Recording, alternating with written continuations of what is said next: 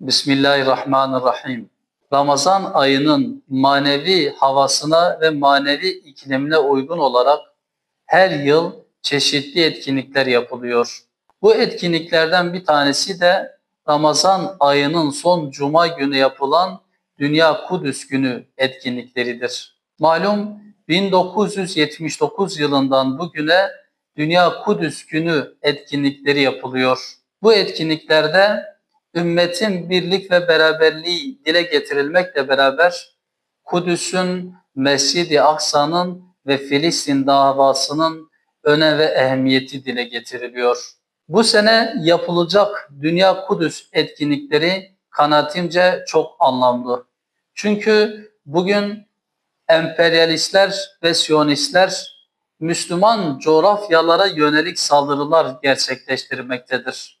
Ve bu saldırılar aralıksız bir şekilde devam etmektedir. Onlar istiyorlar ki Müslümanları güçsüz düşürsünler.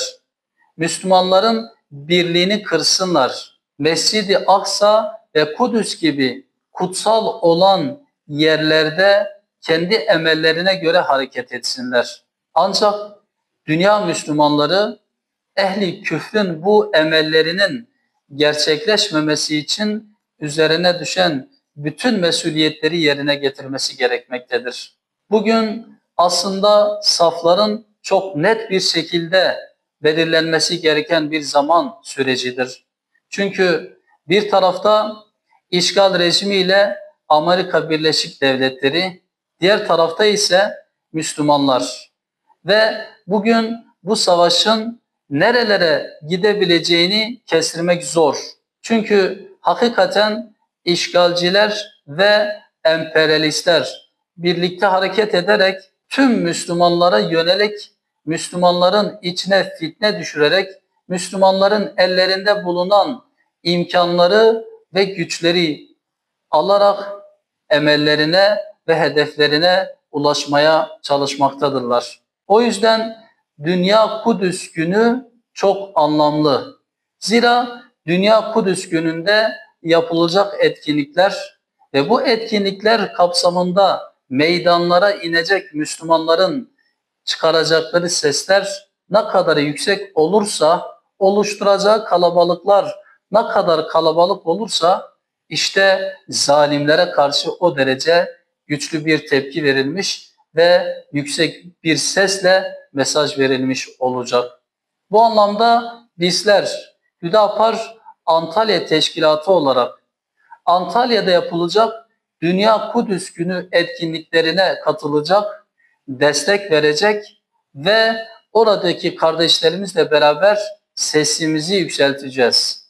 Ve aynı zamanda tüm Antalyalı hemşehrilerimizden de bu etkinliklere katılmalarını istiyoruz. Gün zalimlere karşı mazlumların safında bulunma günüdür. Gün zalim ve emperyalistlere karşı ve işgalcilere karşı Müslümanların safında bulunma günüdür. Gün ihtilafları bir kenara bırakıp ümmet olma bilinciyle hareket etme günüdür.